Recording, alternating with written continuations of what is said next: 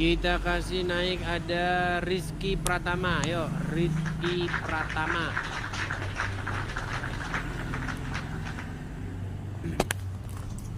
Ya, Rizky Pratama. Ya bang. Ya, Muslim bang. Muslim. Silakan bang, nyalakan kamera. Ya, Bang Rizky, sudah nonton dari tadi Bang Ya, Rizky? Bang. Sekitar 5 menit yang lalu lah. 5 menit yang lalu. Oke, sudah tahu berita ini tentang perusakan rumah di Padang? Lewat di TikTok ada, lewat di TikTok ada. Oke. Kejadian-kejadian seperti ini sudah sering, betul? Kalau yang saya dengar nih, saya sendiri ya Bang ya. Yang saya dengar ada beberapa, memang ada. Terus tidak hanya di Islam saja, mungkin di Nasrani pun di daerah Papua juga banyak gitu. Coba berikan datanya. Datanya ya. Aduh, ntar saya cari dulu ya, saya. Nah, Anda terjeda. Bang, kalau Anda lagi googling terjeda, nanti Anda terpental. Bang, coba kembali ke TikTok dulu, Bang.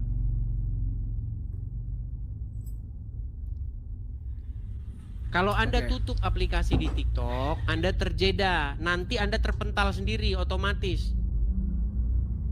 Makanya datanya disiapin sebelum naik ke sini. Iya, pakai handphone yang lainnya. Oke, tapi sebelum ke sana gini, saya mau tanya dulu. Menurut Anda nih, orang Islam yang ngerusakin tempat-tempat peribadatan Kristen atau kegiatan-kegiatan agama Kristen, menurut Anda itu cerminan ajaran Islam yang sejati nggak? Enggak. Nekat yangnya. Baik. Kalau Anda percaya kepada Muhammad, apa yang harus Anda lakukan ketika Anda berjumpa, berinteraksi dengan orang-orang kafir, orang-orang Yahudi, orang-orang Nasrani? Kalau saya pribadi ya Bang ya, ini saya bukan pribadi saya nggak ngomongin Anda pribadi ini gimana? Saya tidak tanya Anda, saya tanya menurut Muhammad. Ini orang bagaimana sih?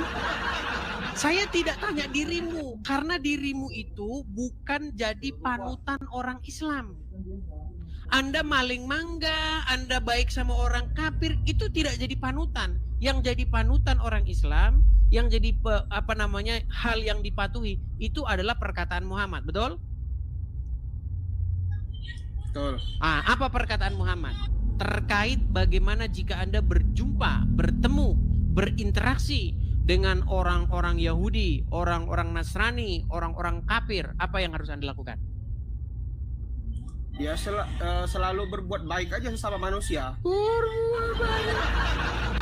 Makanya saya bilang teman-teman, ini alasan seorang masih muslim. Baik, saya tunjukkan hadisnya. Kita harus terus-menerus mendengungkan hadis ini ya teman-teman ya. Saya balikan dulu Bang, supaya Anda tahu ajaran Muhammad. Selama ini Anda tidak pernah tahu Bang ajaran Muhammad, makanya Anda masih Islam.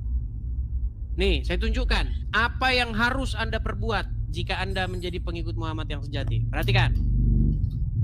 Saya tampilkan ya. Dari Abu Hurairah, Rasulullah bersabda, janganlah kalian memulai salam kepada Yahudi dan Nasrani. Apabila kalian berjumpa, bertemu dengan salah satu dari mereka di jalan, maka desaklah ia ke jalan yang sempit. Menurut Anda ini hadis karang-karangan saya? Itu di mana Bang datanya Bang?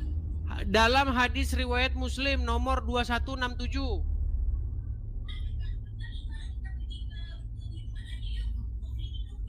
Sudah? Oke, ini hadis. Berarti kalau Anda berjumpa dengan orang kafir, orang Yahudi, orang Nasrani, Anda harus memepet mereka, mendesak mereka ke jalan yang sempit. Betul, setuju? Setuju. Ya setuju. Makanya orang Islam banyak yang jadi teroris. Nih, Karena kalau ketemu Yahudi dan Nasrani didesak. Ini hadis, saya tunjukin yang di Quran. Perhatikan. Apa kata Al-Quran? Kita buka surat At-Taubah. Bentar ya. At-Taubah 29. Perhatikan. Apa yang harus kau lakukan jika bertemu dengan orang-orang kafir? Ini surat At-Taubah ya. Betul? Baik, saya bacakan. Perangilah orang-orang yang tidak beriman kepada Allah dan tidak pula terhadap hari kemudian, dan mereka tidak mengharamkan apa yang diharamkan Allah dan Rasul-Nya, dan tidak beragama dengan agama yang benar, yaitu orang-orang yang diberikan Alkitab kepada mereka sampai mereka membayar jizyah dengan patuh sedang mereka dalam keadaan tunduk. Coba, betul nggak Anda disuruh memerangi orang-orang yang tidak beragama Islam? Tidak ada. Ini ayat Quran bukan? Coba bawah lagi bang, saya lihat artinya tadi.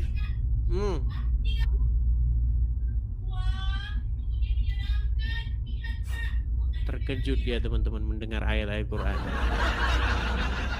Karena selama ini yang dibaca cuman A'udzubillahi minasyaitonirrajim. Amin.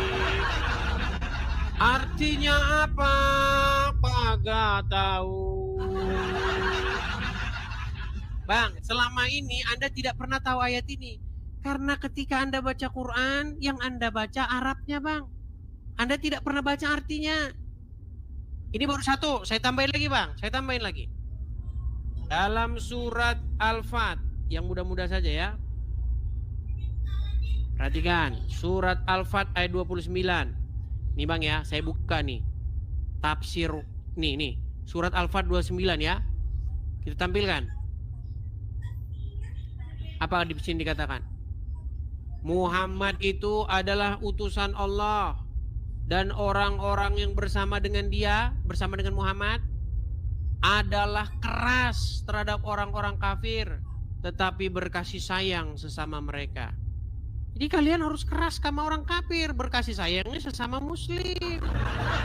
Kalau sesama muslim, kalian harus saling berkasih sayang. Kalau sama orang kafir, keras. Hendaklah kalian mendapati sikap keras dan permusuhan kepada orang kafir ini. Jadi Bang, sebenarnya wajah Anda kalau bertemu dengan orang Yahudi, orang Nasrani, nah persis yang pakai topi dan kaos hitam ini.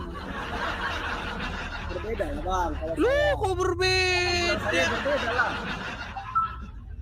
Loh, bukankah Al-Quran mewajibkan Anda untuk bersifat keras, bersifat memusuhi orang-orang yang tidak seakidah, yang bukan muslim?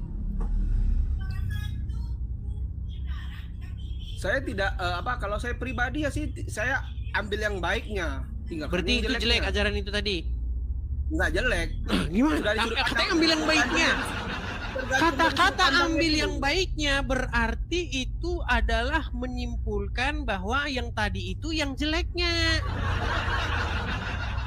Dari sudut pandang mana dulu? Kita kan nggak tahu permasalahannya. Oke, sekarang saya tanya, kalau Anda bertemu dengan orang Yahudi dan Nasrani, suruh pepet, suruh perangi, suruh bersifat keras kepada orang-orang non-muslim, menurut Anda sifat itu baik nggak?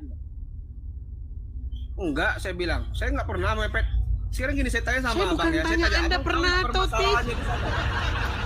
Bang, saya tidak tanya Anda pernah melakukan itu atau tidak. Yang saya tanya, ajaran itu menurut Anda baik atau tidak? Baik, tergantung sudut pandangnya. Kalau baik berarti betul lah ini ajaran yang sesuai dengan ajaran Muhammad, tuh. Sekarang gini Bang, tuh gimana ini orang?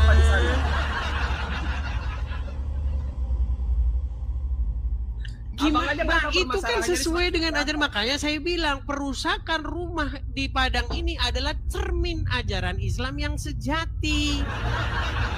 Gimana sih? Ini Bang, Abang tahu nggak? Saya tanya, Abang tahu nggak permasalahan di sana kenapa bisa ada pengrusakan?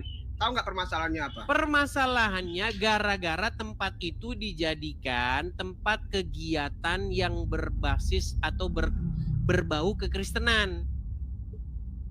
Dan orang-orang tidak suka. Seperti apa? Betul. Sekarang gini pertanyaannya, ya kan? Tadi saya baca sedikit berita, tapi saya nggak tahu itu berita hoax atau fakta ya. Saya hanya membaca karena saya tidak ada di tempat kejadian gitu ya.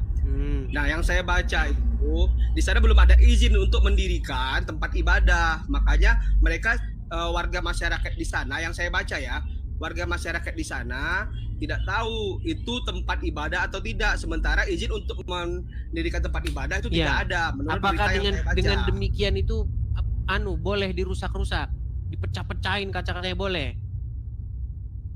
Ya sebenarnya tidak boleh, itu terlalu anarkis kalau menurut saya. Makanya saya bilang, Bang, tapi tidak ada walaupun itu dengan tidak ada Islam, izin walaupun itu apa, itu bukan tempat kecuali dijadikan di situ tempat jual narkoboy, dijadikan tempat ngadu ayam, taruhan. Nah, baru Anda boleh bisa melakukan misalnya penggerbekan begitu kan, bawa polisi. Ini orang mau mendalami belajar agama kok digituin. Tapi Bang, percayalah Bang, sebenarnya Muhammad itu punya kebencian yang mendalam kepada Yahudi dan Nasrani. Makanya kalian yang dibikin Muhammad jadi ngelampiasin kebencian mereka. Orangnya sudah meninggal Bang, Muhammad sudah meninggal. Kenapa amarah dan kebenciannya itu kalian warisi? Tahu nggak? Saya kasih tahu alasannya kenapa. Gini, saya kasih tahu ceritanya. 13 tahun Bang, saya dalamin agama Islam. Tahu persis saya kenapa alasannya. Jadi ceritanya begini. Jadi Muhammad itu dulu pernah berkiblat kepada kiblatnya orang Yahudi. Tahu? Sebelum kiblatnya dipindah, Muhammad itu kiblatnya sama ke Baitul Maqdis selama 16 atau 17 tahun. Tahu? Nggak tahu, saya baru dengar. Nah, saya bacakan hadisnya nih. Saya bacakan riwayatnya nih. Kiblat Muslim sebelum Ka'bah. Biar Muslim percaya ya. Kiblat mereka itu apa sebelumnya? Kiblat kalian itu sama dengan Wahyudi. Tapi gara-gara Muhammad, nah saya bacakan dulu saja ya nih. Saya balik kamera saya. Kita harus mendidik orang Islam teman-teman tentang ajaran Islamnya sendiri yang mereka tidak pernah pahami, hanya imani saja. Nih, Masjid Al-Aqsa, kiblat umat Islam yang pertama sebelum Ka'bah.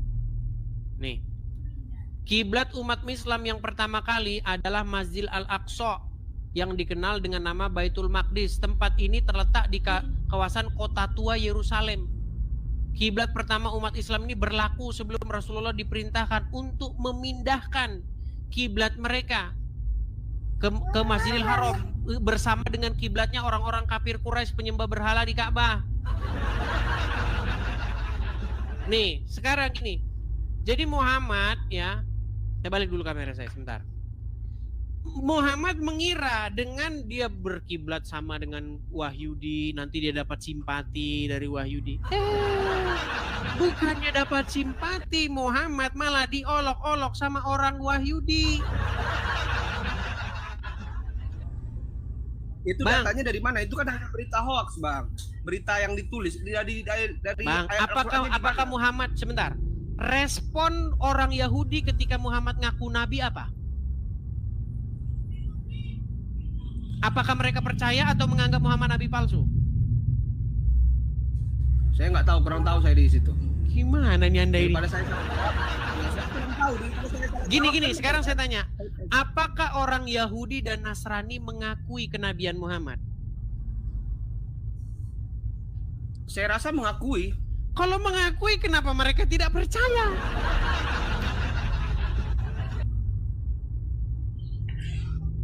Kenapa orang-orang Yahudi dan Nasrani dibilang kafir? Karena mereka tidak percaya dengan Muhammad. Gimana sih Anda ini? Nah, Karena gini, tadinya Ka'bah itu kan tempat penyembahan berhala. Tahu nggak Ka'bah itu tempat penyembahan berhala tadinya di zaman Muhammad? Nggak tahu. Nggak tahu juga. Baik nih. Saya tampilkan tulisan-tulisan sumber-sumber Islamnya ya, nih ya. Ka'bah zaman, nih perhatikan ya. Dulu Ka'bah itu di zaman Muhammad adalah tempat penyembahan berhala. Nih, perhatikan. Saya tampilkan kebalikannya dulu. Nih. Ini Bang ya sumbernya ya. Kalau Anda klik di Google ya. Nih perhatikan. Nih. Kolbu Grup Indonesia. Ini sumber Muslim. Ka'bah pernah dikelilingi 360 patung berhala. Nih. Sebelum datangnya Islam, wilayah Arab pra-Islam dikenal dengan zaman jahiliyah.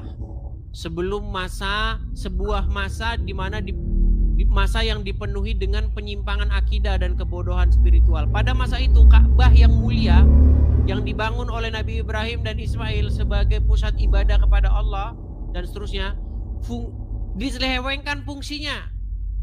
Yang harusnya menjadi pusat tauhid justru berubah menjadi tempat penyembahan berhala. Diriwayatkan dalam banyak sumber sejarah, termasuk para sejarawan Islam seperti Ibnu Ishaq, Ibnu Katsir, bahwa Ka'bah pernah dikelilingi oleh 360 patung berhala, mewakili jumlah hari dalam 1 tahun kalender Komariah.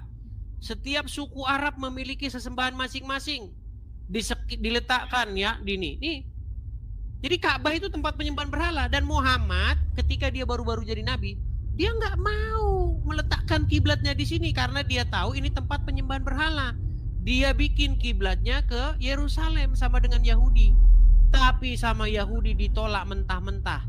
Setelah itu dipindahkanlah kiblatnya bersama-sama dengan kiblat para penyembah berhala. Nah, karena kebencian Muhammad yang begitu rupa kepada Yahudi, kenapa kalian sekarang masih mewarisi kebencian itu? Saya boleh tanya nggak, Bang? Apa itu? Kalau orang Kristen itu nyembah apa? Nah, balik lagi ke sini. Nyembah manusia bukan? Balik lagi ke sini, balik lagi. Bang, tema itu sudah kita bahas lama, Bang. Sebulan lamanya saya bahas itu, Bang. Bagaimana orang Islam itu menyembah Muhammad, mempertuhan Muhammad. Enggak ada, kita tidak mempertuhankan Muhammad. Muhammad itu hanya panutan. Oke, sepintas nih, sepintas. Bang, abang pernah lihat orang Kristen ke gereja? Pernah. Oke, di gereja orang Kristen berseru-seru kepada Yesus, betul nggak?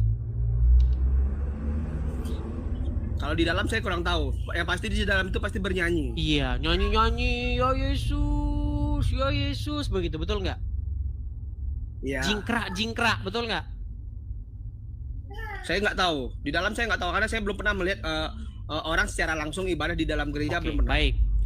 Jadi Bang, ketika Anda punya teman, punya tetangga, atau melihat orang Kristen lagi di gereja nyanyi-nyanyi, manggil-manggil Yesus, begitu berseru-seru pada Yesus, betul nggak Bang? Anda bilang lagi nyembah Tuhannya. Betul nggak? Betul nggak? Gimana? Ketika kami orang Kristen melakukan hal yang demikian, lalu kalian berkata, itu orang Kristen lagi nyembah Tuhannya, lagi beribadah kepada Tuhannya, lagi nyembah Yesus, betul nggak?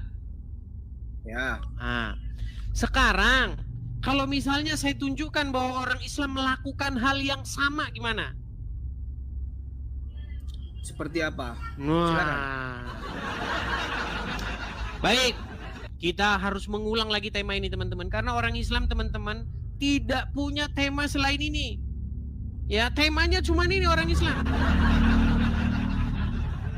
Apakah kalian melakukan hal yang sama seperti yang dilakukan orang-orang Kristen? Baik, saya akan berikan kepada Anda bagaimana orang-orang Islam melakukan hal yang sama berjingkrak-jingkrak, memanggil-manggil Muhammad, berseru-seru, ya Rasulullah, dengarlah kami ya Rasulullah, dengar seruan kami. Saya bangkitkan kamera saya. Memang sungguh nekat yang nyata mereka ini teman-teman ya. Nih. Lihat Bang. Lihat.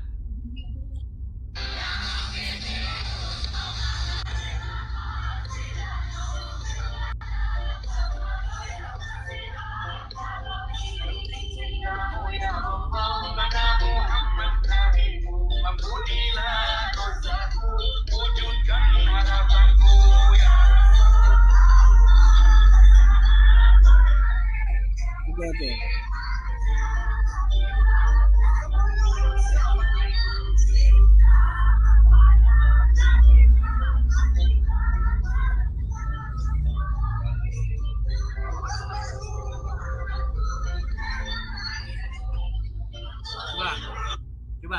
Coba saya tanya sama Anda, Bang. Benarkah di sini umat Muslim sedang berseru-seru kepada Muhammad, sebagaimana orang Kristen berseru-seru kepada Yesus? Bang, di situ bukan ibadah, di Mulai situ dah. Sudah saya bilang teman-teman, kalau orang Kristen tadi di gereja, tadi udah saya bilang Bang, kalau ada orang Kristen di gereja manggil-manggil Yesus, bener nggak? Kamu bilang orang Kristen lagi ibadah nyembah Tuhannya? Iya. Tapi kalau orang Islam melakukan hal yang sama, oh enggak. Beda. Makanya saya pernah bilang gini Bang, seandainya kita berdua datang kondangan, kita berdua nih temenan, kondangan kita berdua, ada di situ menu makan, kita sama-sama ngambil piring, sama-sama ngambil sendok. Saya sendok nasi segini, ikan segini, sayur segini, saya makan. Anda bilang begini, Kristen makannya banyak. Anda melakukan hal yang sama, sebentar, Anda lakukan hal yang sama. Anda ambil nasi segini, sayur segini, ikan segini, terus Anda makan. Ketika saya bilang begini, tuh Islam makannya banyak. Oh beda. Ini beda. Kalau Islam beda. Nyambung Bang. Kok nggak nyambung? Gimana? Nggak nyambung, dari mana nyambung? Kami berseru-seru kepada Yesus di gereja. Anda berseru-seru kepada Muhammad, betul tidak? Bang, itu hiburan, cuman nyanyian, bukan ibadah. Ibadah orang berat. Ibadah orang Muslim itu dengan sholat 5 waktu. Bang, saya tanya dulu. Sholat 5 waktu di masjid ataupun di rumah, bukan dengan nyanyi itu ada hiburan. Baik. Beda dengan orang Kristen. Oke, sekarang saya tanya, Anda berseru-seru kepada Muhammad nggak? Itu sholawat Bang, berbeda, berseru-seru ya, beda. sholawat itu bahasa apa sih? Bahasa apa sholawat itu? Sholawat bahasa apa? Menurut saya itu bahasa Indonesia. Bahasa Indonesia dari mana?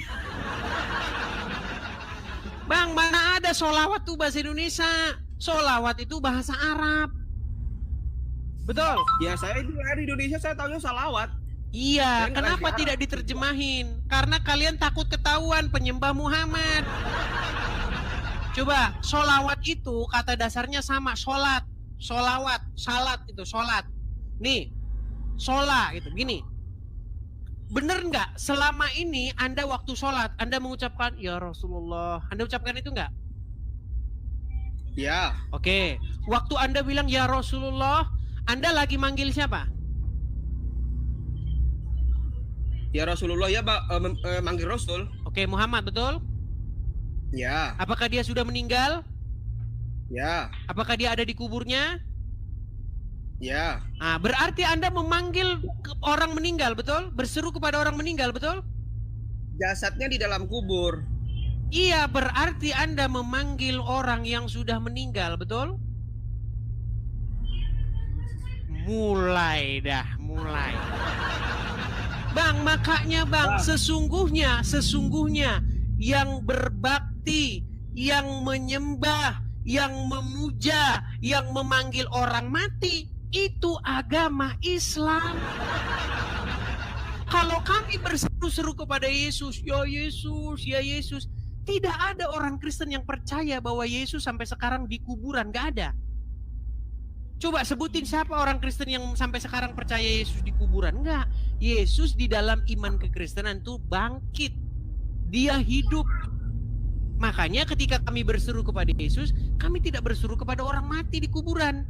Sedangkan kalian, ya Rasulullah, Yesus mati di tiang salib, Bang. ya Rasulullah, ya Rasulullah, betul tidak? Kan? Ditanya.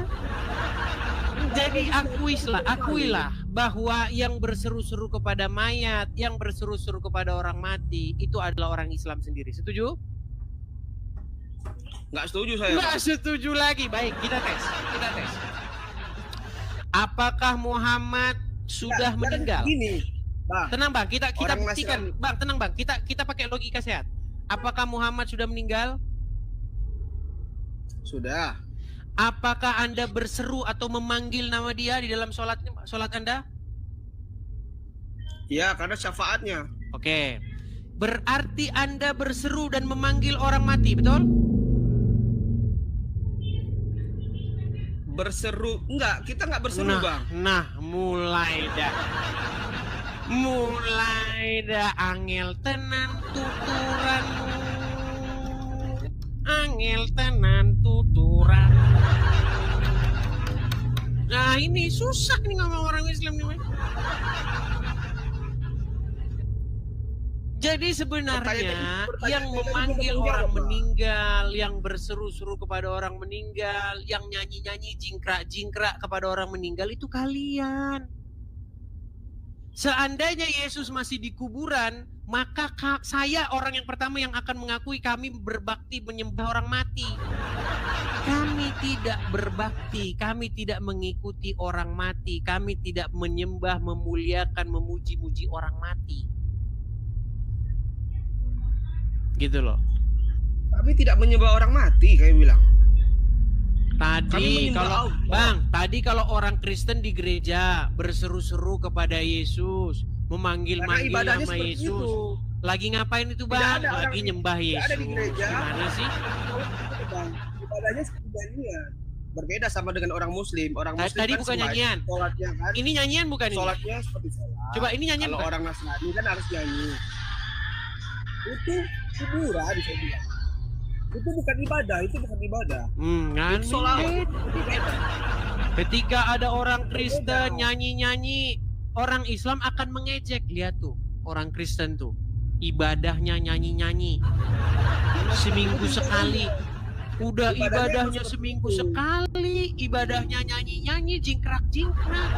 Tapi kalau orang Muslim nyanyi-nyanyi, jingkrak-jingkrak, oh bukan. Beda. Kalian itu standar ganda, Bang.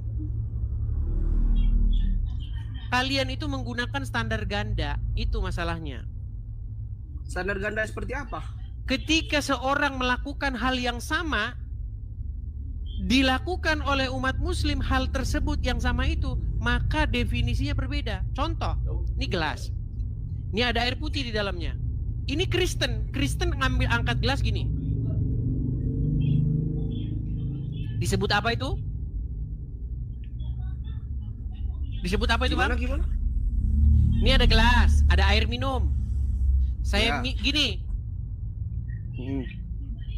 Itu disebut apa perbuatan yang baru saya lakukan tadi? Ya perbuatannya mau minum. Minum. Ya. Nah, kalau orang Kristen itu namanya minum. Kalau orang Islam bukan. Itu bukan minum. Kalau orang Islam namanya bukan minum. Itu yang kalian lakukan itu. Jadi apa namanya? Ya kalian ngarang sendiri pokoknya bukan minum itu. Beda. Namanya itu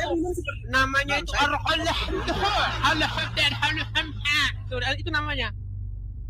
Gimana? Kalian selalu ngelis. Giliran kami jingkrak-jingkrak di gereja, nyanyi-nyanyi di gereja, berseru-seru pada Yesus. Lihat tuh ibadah mereka itu, jingkrak-jingkrak. Seminggu sekali. Giliran kamu jingkrak-jingkrak.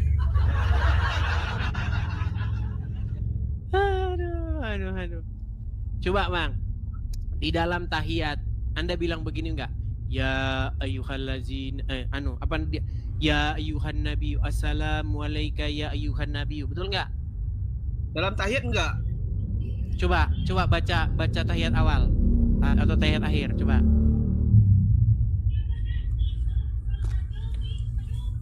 Untuk apa saya baca? Udah aja nggak tahu bacaan tayat ah. Tahu saya bilang. Pura-pura ngomong untuk apa saya baca. Di dalam sholat Anda, betul tidak Anda mengucapkan Assalamualaikum ya ayuhan nabiyyu? Iya, benar. Oke, apa bahasa Indonesianya? Assalamualaikum ya ayuhan nabiyyu. Saya nggak hafal, Bang. Nah, makanya saya bilang orang Islam sekalipun dia cuap-cuap, tapi dia nggak tahu apa yang diucapkan. Persis seperti lagu yang sangat tenar itu. A I A U I A U E. Kalian seperti itu. Makanya kata Ustadz Munzir Situmorang, kalian seperti keledai. Di dalam Al-Quran, di dalam surat An-Nisa dikatakan, janganlah kamu sholat sampai kamu tahu apa yang kamu ucapkan. Pernah dengar ayat itu? Ya. Nah, sementara Anda sholat mengucapkan Assalamualaikum ya ayuhan nabi, tapi tidak tahu artinya kan? Saya tidak hafal, bukan tidak tahu. Saya tahu arti tapi tidak hafal. Ya udah, apa artinya? Ya, makanya saya mau googling nggak bisa. Makanya saya bilang tadi saya mau googling nggak bisa. Nanti saya googling ke jeda. Saya nggak siapin handphone dulu atau baik. laptop. Kalau begitu nanti persiapkan dulu diri, siapkan, baru boleh nanti abang naik lagi, gitu bang ya? Ya. Oke. Terima kasih Bang Rizky Pratama. Besok semuanya ya. Kembali. Sama-sama Bang. Oke. Selamat siang Bang. Selamat beraktivitas. Ya teman-teman, tak terasa ternyata sudah jam 12:30 dan lapar sudah melanda. Bagaimana teman-teman, mau lanjut? Mau lanjut? Terus. Ya teman-teman ya, jangan lupa teman-teman, cara mencari akun saya di TikTok ya, @edistv_asli ya, @edistv_asli. Ini akun yang asli saya. Ada 160 lebih akun-akun palsu ya teman-teman ya. Pastikan Anda ikuti akun yang asli. Ini akun yang asli yang nonton 21.700 orang di TikTok, belum lagi di YouTube dan lain sebagainya. Teman-teman sekalian, seperti biasa teman-teman ya, di akhir acara saya mau bilang kita ada program teman-teman di sini untuk mendirikan rumah apologet. Jadi saya sangat merindukan teman-teman. Saya Edis TV itu punya tempat sendiri untuk berapologet seperti ini, terus-menerus bersuara ya, memancar mengudara untuk menyuarakan suara-suara kecil, suara-suara sumbang yang tidak sampai kepada pemerintah. Kita bersuara dari sini teman-teman. Ya, kalau kita bersuara dari Konoha, teman-teman, yang ada kita disambut sama borgol. Jadi kita bersuara dari sini teman-teman ya, dari tempat yang terpencil ya, supaya kita tidak disambut oleh borgol. Nah, tetapi di sini teman-teman, kita belum punya tempatnya. Jadi teman-teman, saudara-saudaraku yang Kristen ya, teman-teman, kita ada penggalangan kolekte untuk mendirikan rumah apologet. Bagi teman-teman yang tergerak hati ingin mensupport, teman-teman bisa mensupport. Nah, gimana Bang cara mensupportnya? Awas, hati-hati banyak akun palsu ya. Hati-hati banyak akun-akun palsu yang mengatasnamakan saya. Teman-teman kalau mau support saya langsung di sini. Sebentar, saya balikan dulu kamera saya biar tidak menutup. Ya, teman-teman silakan. Boleh teman-teman tangkap layarnya, screenshot layarnya. Ada kolekte untuk pendirian rumah apologet. Ada di layar. Bagi teman-teman yang nonton di YouTube juga ada tulisan berjalan di situ.